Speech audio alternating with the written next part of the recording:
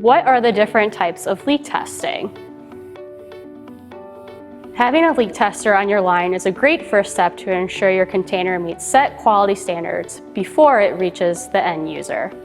You may ask, what kind of leak test options are out there and which one is the best fit for my product? The answer depends on the type of product you're testing and where in the process you're testing it. Are you testing filled containers or empty containers?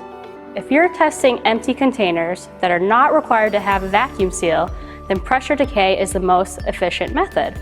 Pressure decay is also beneficial in applications where the lack of container stability allows the possibility of an empty container to collapse during testing. If you're testing a filled container or one that requires a vacuum seal, then a vacuum decay test may be your best solution. Vacuum decay testing is a non-destructive test that detects leaks in non-porous, rigid, or flexible packages.